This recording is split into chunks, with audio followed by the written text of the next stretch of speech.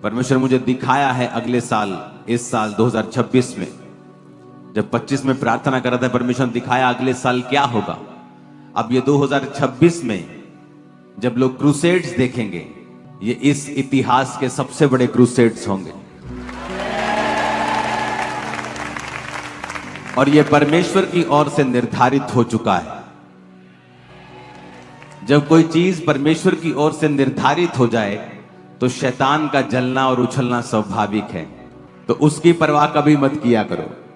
ये हमारे लिए रोटी है। ये दिखाता है कि परमेश्वर का आत्मा आपके साथ है। ये दिखाता है कि तरक्की की राह पे हैं हम। और वो लोग आत्मिक रीति से जो लोग समझते हैं इस बात को कि पिछले साल जब हमें लगा कि अन्य जाति लोगों ने आपकी इंसल्ट करने की कोशिश की, लेकिन क्रिसमस आते आते ऐसी कई टेस्टिमनीज हमारे पास आई जो अन्य जाति लोग थे, चर्च को नहीं जानते थे, चर्च के सॉन्ग लगाकर सुन रहे थे।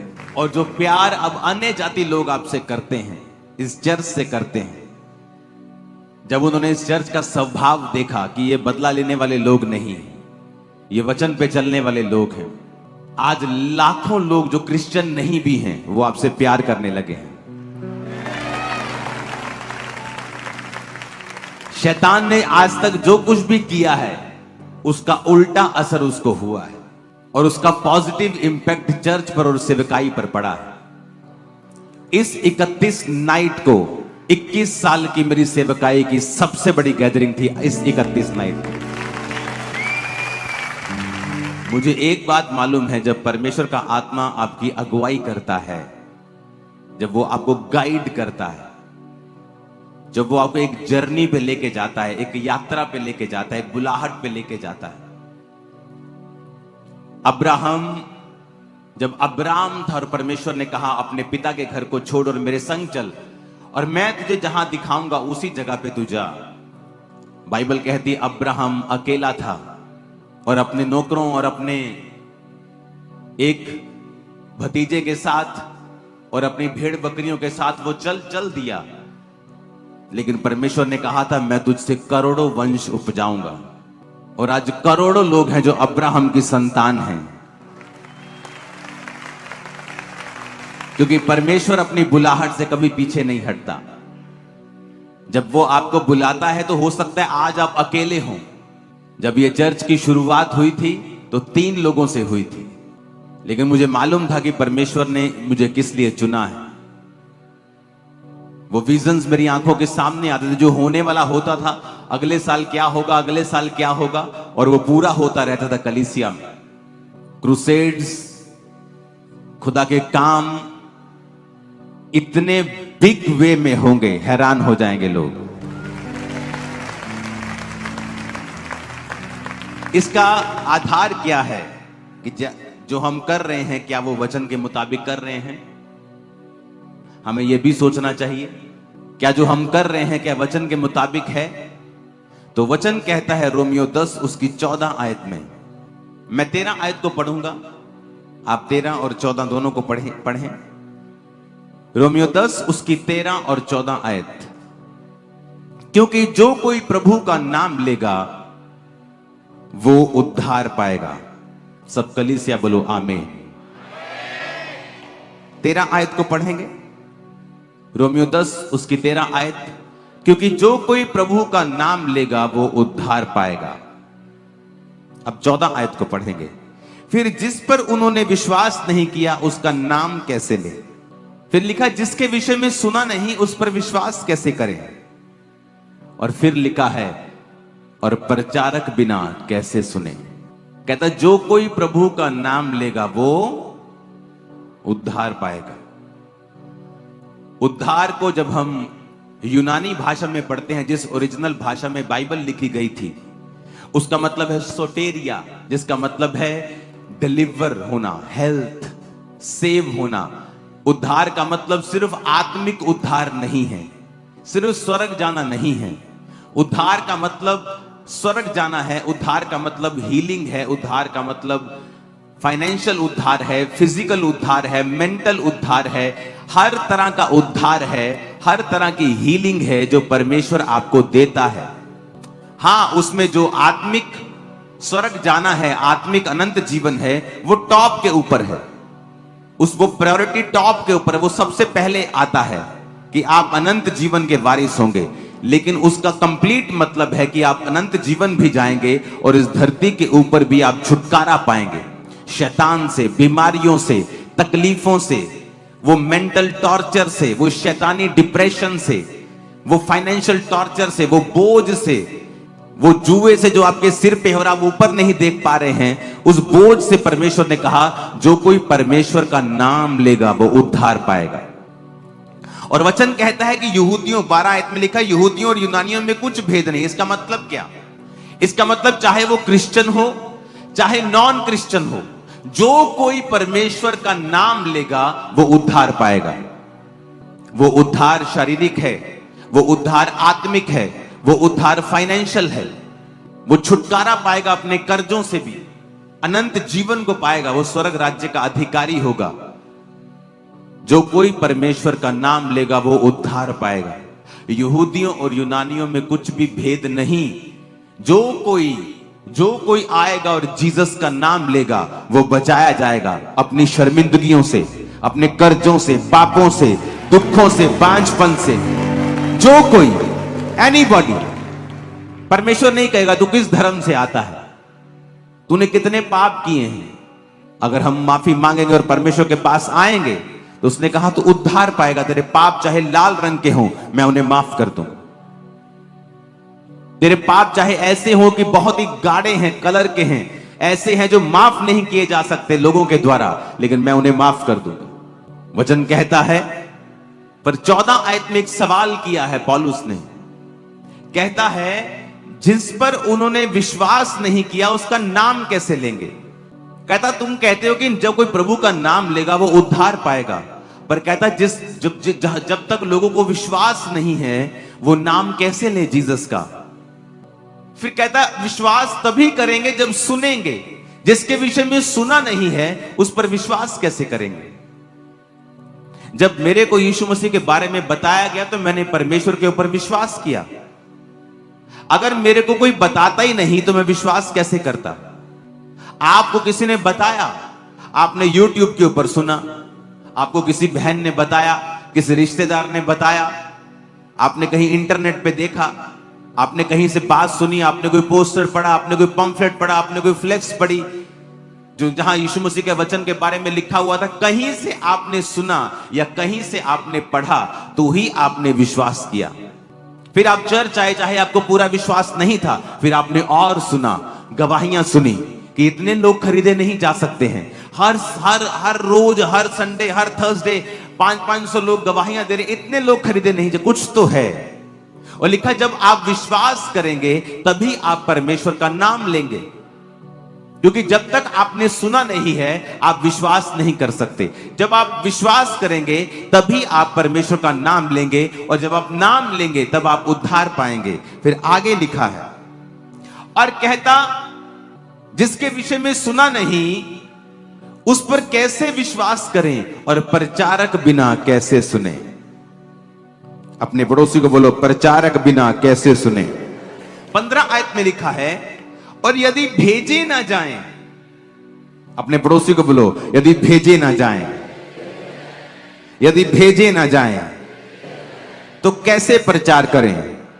जैसा लिखा है, उनके पांव क्या ही सुहावने हैं जो अच्छी बातों का सुसमाचार लाते हैं, सुनाते हैं। आमीन। अब कहता प्रचारक बिना सुने कैसे, क्योंकि विश्वास सुनने से और सुनना मसीह के वचनों से पैदा होता है। अगर विश्वास नहीं किया तो नाम कैसे लेंगे। तो नाम लेने से पहले विश्वास करना जरूरी है, और विश्वास लाने के लिए सुनना जरूरी है, और सुनने के लिए कहता प्रचारक बिना कैसे सुने। प्रचारक बिना कैसे सुने। और कहता यदि प्रचारक भेजे ना जाएं तो कैसे प्रचार करें।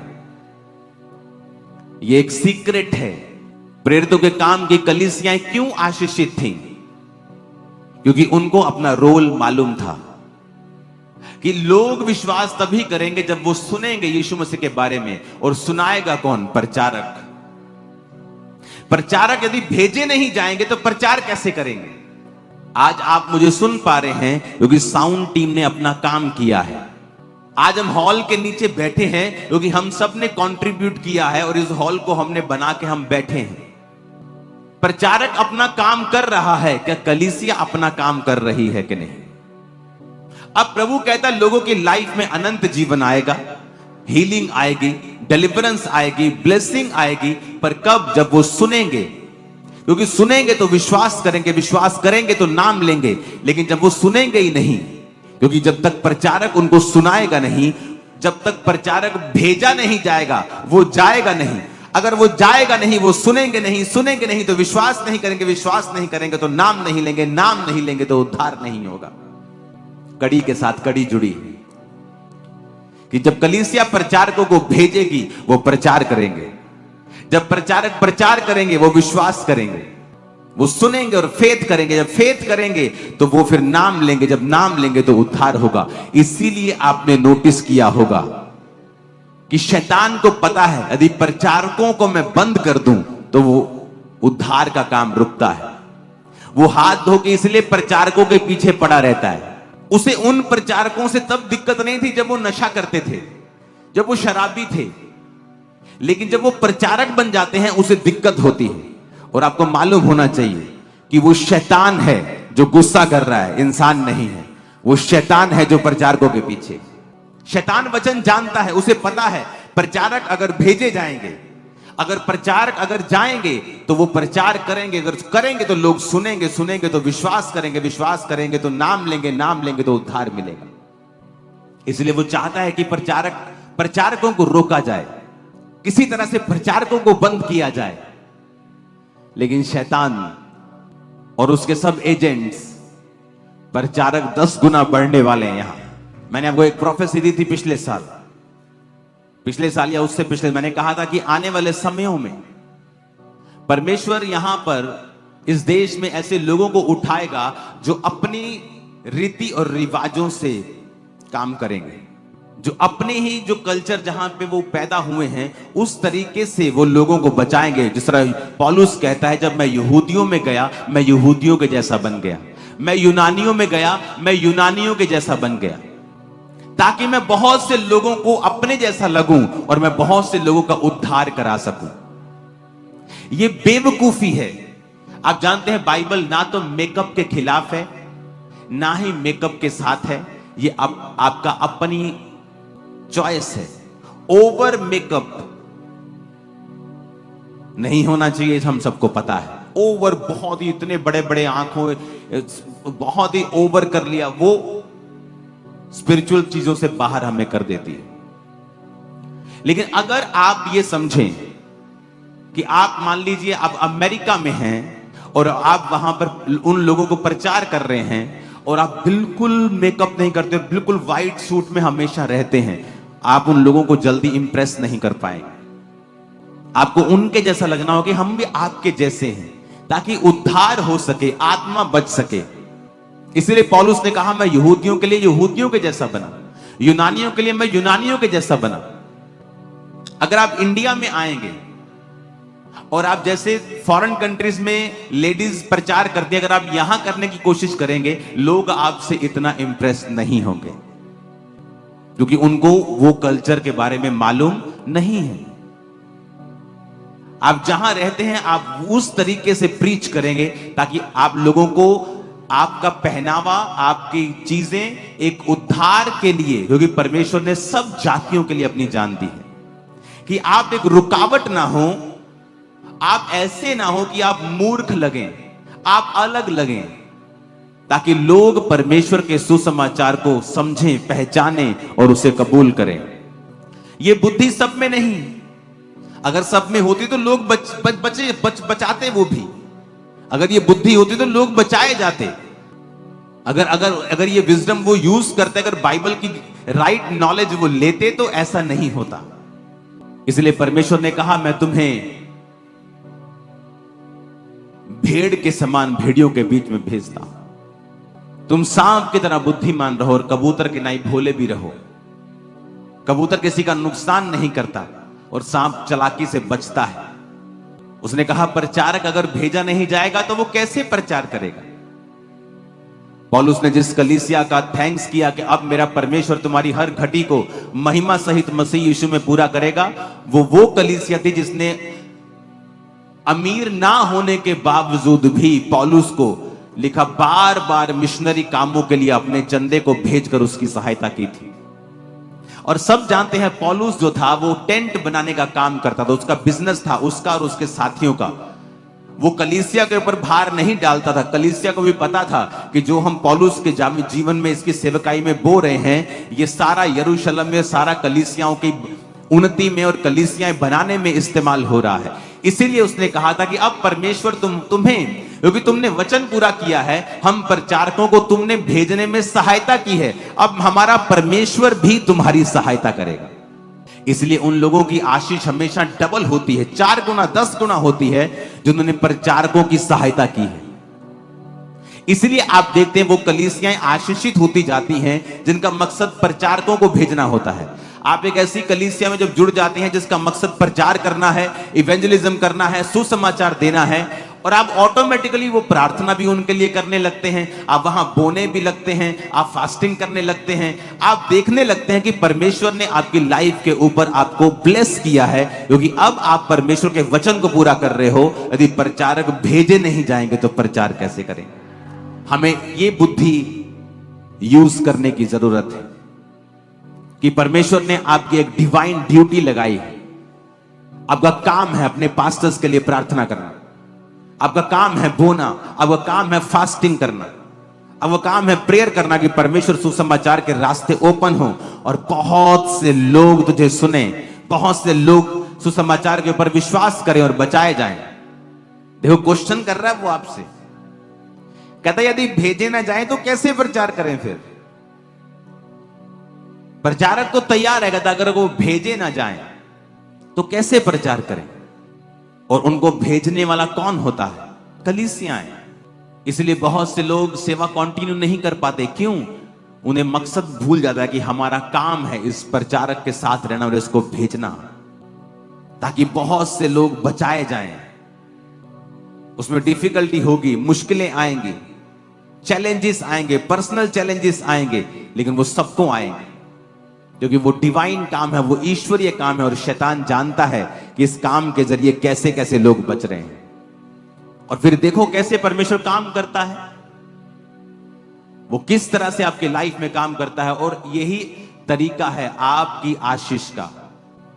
क्यों प्रेरितों के काम की कलीसिया लोग हील हो जाते थे जल्दी? क्यों उनकी लाइफ में मिरेकल ज्यादा होते थे? इसी वजह से उनकी लाइफ में मिरेकल ज्यादा होते थे, क्योंकि उनकी जिंदगियां परमेश्वर के लिए समर्पित थी, परमेश्वर उनको छोड़ता नहीं था। आपकी लाइफ में आप देखना उन लोगों की लाइफ में जो जीवित चर्चिस के साथ हैं, सुसमाचार फैलाने वाली, कंप्लीट गॉस्पल देने वाली, उस चर्च के लोग आपको हमेशा ज्यादा आत्मिक। मैंने आपको प्रोफेसी दी थी 2 साल पहले कि ऐसे लोग उठेंगे जो अपनी अपनी रीतियों से प्रचार करेंगे। हां, जब आप कोई सॉन्ग निकालें तो आपकी वर्डिंग नॉन बिब्लिकल नहीं होनी चाहिए, बदले की भावना वाली वर्डिंग नहीं होनी चाहिए। ना रख दांगे, ना पदांगे, टक दांगे, ऐसा नहीं होना चाहिए। वर्डिंग बिब्लिकल ही हो, उसकी ट्यून कोई भी हो सकती है, वो उस एरिया के मुताबिक हो सकती है, उस देश के मुताबिक हो सकती है, उस कल्चर के मुताबिक हो सकती है, लेकिन बाइबल के वर्ड जो है, जो बाइबल की स्पिरिट है, जो क्रिश्चियन स्पिरिट है, उससे बाहर आप नहीं जा सकते हैं। और लोगों को भी यह समझना चाहिए कि विरोध करने की बजाय आप उसे समझा सकते हैं पर्सनली फोन करके कि ब्रदर नेक्स्ट टाइम जब आप सॉन्ग निकालें तो इस स्पिरिट के साथ निकालें। और ये शुरुआत हुई, बहुत कुछ होगा आप आगे। हर स्टेट में आप देखोगे, हर स्टेट में आप देखोगे बड़ा काम होते हुए। जो चर्च जब भी खड़ी हुई है, वो खड़ी हुई है परमेश्वर के एक बड़े मकसद के लिए। जब भी परमेश्वर ने एक चर्च को खड़ा किया है, एक बड़े मकसद के साथ किया है। चर्च का काम पॉलिटिक्स करना नहीं है, इसलिए इस चर्च में हर पार्टी का हमेशा वेलकम रहता है। चर्च का काम है रास्ता दिखाना, वो कोई भी हो, आप कोई भी होंगे, आप आएंगे, आपको गाइड किया जाएगा, आपको बताया जाएगा। अब वो क्या करना है? नाइजीरिया में ऐसी चर्च है जिसकी आज 50,000 ब्रांचेस हैं और उसकी चर्च के स्टैंडिंग वॉलंटियर्स आज उस देश के उपराष्ट्रपति की पोस्ट तक पहुंच चुके हैं। Standing volunteers. क्यों परमेश्वर ने ऐसी चर्चों से लोगों को चुना? उनको सिखाया गया ऑनर करना। वो अपने पास्टर के साथ आज भी एक समान, अगर वो बैठे हो तो उसके समान बैठते भी नहीं है। उन लोगों में ये बात बहुत अजीब और बड़ी गहराई से मैंने देखी है। क्यों उन लोगों को परमेश्वर ने इतनी जल्दी बढ़ाया है? ऑनर करना। और इसीलिए परमेश्वर ने उनको ऊंचा किया है। वो समझते हैं प्रचारक की वैल्यू को, वो समझते हैं उस दर्शन की वैल्यू को। बात इंसान की नहीं, बात मूसा की नहीं। जब मूसा को किसी ने कुछ कहा हो तो परमेश्वर ने उसे कोड़ी कर दिया। बात मूसा की नहीं, बात उस दर्शन की है जो परमेश्वर ने अपना उस जगह पे रखा है और मूसा को उसका अगुवा बनाया है। बात उस दर्शन की है, बात परमेश्वर की है कि जब आप मूसा के खिलाफ खड़े हो रहे हैं, आप इनडायरेक्टली परमेश्वर के खिलाफ खड़े हो रहे हैं, क्योंकि वो विजन जो है वो परमेश्वर का है।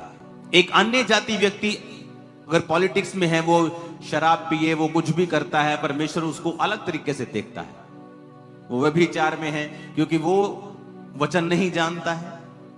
और वचन में लिखा है वो लोग ज्यादा चालाक हैं, ज्यादा चालाक हैं। वो आते हैं, हाथ जोड़ते हैं, अपना काम कराते हैं, चले जाते हैं। और अपने वाले लोग इतने मूर्ख हैं बेचारे, खिलाफत ही करते रहते हैं एक दूसरे की। और फिर उन्हीं चर्चों में वोट्स मांगने जाते हैं और लोग याद रखते कि ये तो वही था ना। क्योंकि चर्च का काम पॉलिटिक्स करना नहीं।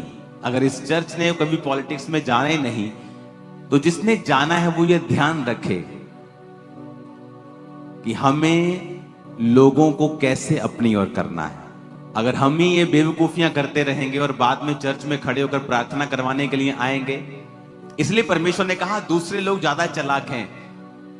क्रिश्चियन लोगों से ज्यादा चालाक लिखा है बाइबल में। क्यों लिखा परमेश्वर ने ऐसे? उनको बुद्धि है, वो जानते हैं अपना काम करो और चलें।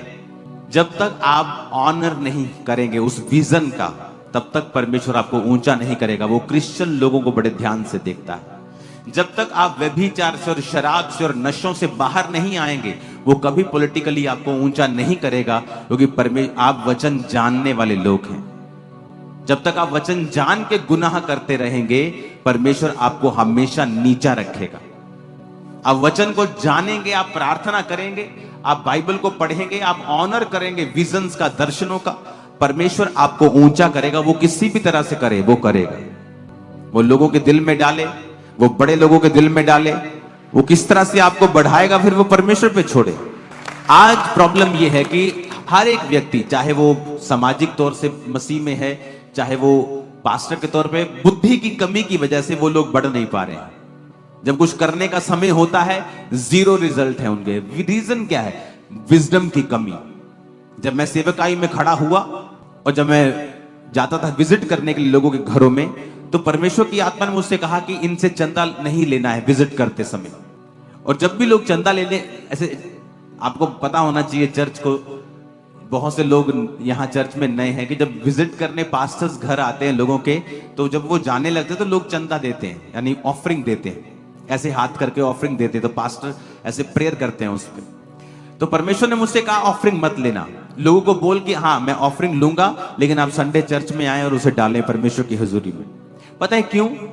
क्योंकि लोगों के बीच में यह प्रचलन था कि पास्टर्स लोग सिर्फ चंदा लेने के लिए घर आते हैं। विजिट करने का मकसद सिर्फ चंदा लेना है कि 10 घरों में विजिट करेंगे, 50-50, 100-100 चंदा लेंगे तो 1000 रुपए इकट्ठा हो जाएगा। सिर्फ विजिट करना है, विजिट करना, चंदा लेना है सिर्फ। सब पास्टर्स नहीं, मैं भी विजिट करता था, लोग मुझे भी कई बार देते थे।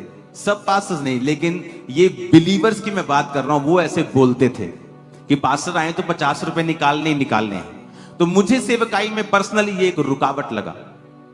जिस चर्च ने मुझे बैप्टाइज किया है वो भी पास्टर्स विजिट करते हैं, लोग आज भी चंदा उन्हें देते हैं। जब वो मेरे घर आते हैं मैं भी उन्हें चंदा देता हूं। बात मैं भी ऑफरिंग देता हूं। बात वो नहीं है, वो आत्मिक आदमी है। लेकिन ऐसे भी लोग थे जो आत्मिक नहीं थे और सिर्फ विजिट करने के लिए जाते थे। तो परमेश्वर ने मुझसे कहा लोगों के बीच में ये एक मेंटालिटी है, इसे ब्रेक करना है। तुमने ब्रेक करना है कि चंदा सेकेंडरी है, ऑफरिंग सेकेंडरी चीज है। पहले जब मैं आया हूं वचन सुनो। लोग खाना बनाने के लिए चले जाते थे, कोई बिस्कुट लेने, कोई चाय, कोई कोल्ड ड्रिंक। मैं बोलता जब मैं आपके घर में आऊंगा मुझे कोई इधर उधर भागता नहीं चाहिए, क्योंकि जिसको मैंने वचन देना वो तो कोल्ड ड्रिंक लेने चला गया, जिस सिस्टर को मैंने वचन देना वो चाय बनाने चली गई। अब मैं वचन जिसको दे रहा हूं उसका कोई चर्च से मतलब नहीं। मैं कहा तुम लोग बैठो, मुझे कोई चाय पानी नहीं चाहिए, तुम चाय पानी मुझे भेज देना, मैं पी लूंगा तुम्हारा। तो मैंने क्या किया, मैंने चाय पीनी छोड़ दी। अब कोल्ड ड्रिंक कितनी आदमी पिएगा, कोल्ड ड्रिंक शुरू से मैं इतना पीता नहीं, तो उनको मालूम था कि हमारा पास्टर ना चाय पीता ना कोल्ड ड्रिंक, हमें उसने वो आया तो हमें बैठना है। तो वो लोग क्या करते थे, लोग बैठते थे, फिर वो खुद भी बैठते थे, साथ वाले भी बैठते थे, पड़ोसी भी बैठते थे। तो 10-15 मिनट वचन देने के बाद मैं वहां से निकलता था। जब लोग ऑफरिंग लेने के लिए आते थे, जो लोग पक्के होते थे, जिनको पता है कि ये क्रिश्चियनिटी में स्ट्रांग है, इसको वचन पता है, कंप्लीट है, उससे ऑफरिंग में एक आध से लेता था और बाकी सबको बोलता नहीं। क्योंकि नए लोग भी होते थे, कम आत्मिक लोग भी होते थे, थोड़ा विश्वास वाले भी होते थे, सबको लगता कि अच्छा इस बहन ने दिया है तो मुझे भी देना है। मैं उनका मना कर नहीं, तुमसे मैंने नहीं लूंगा, आप चर्च में आओ और संडे डालो, आपकी प्रभु कबूल करेगा।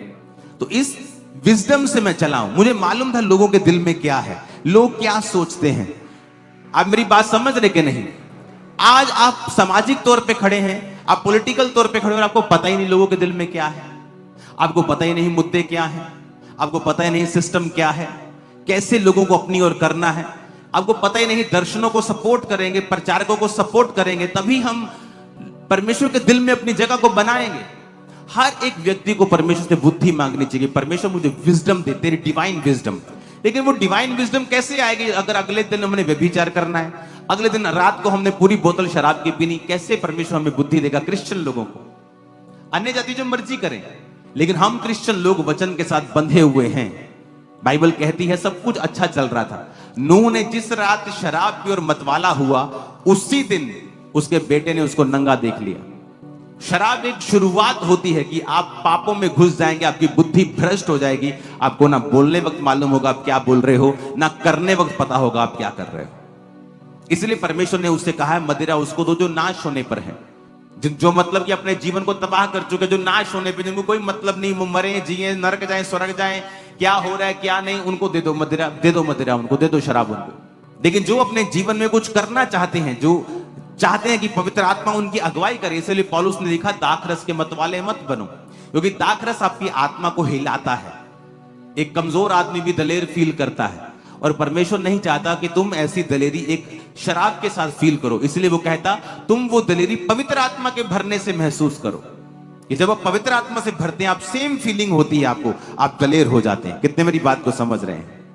ये हमें बुद्धि की जरूरत होती है, सेवकाई में बुद्धि लगती, डिवाइन विजडम, शारीरिक बुद्धि नहीं। अगर वो ऐसा कर रहा है मैं भी ऐसा कर लूं, नो नो नो, ईश्वरीय बुद्धि कि परमेश्वर कैसे कार्य कर रहा है, लोगों के हृदयों में क्या है, कैसे मैं परमेश्वर का काम करूं।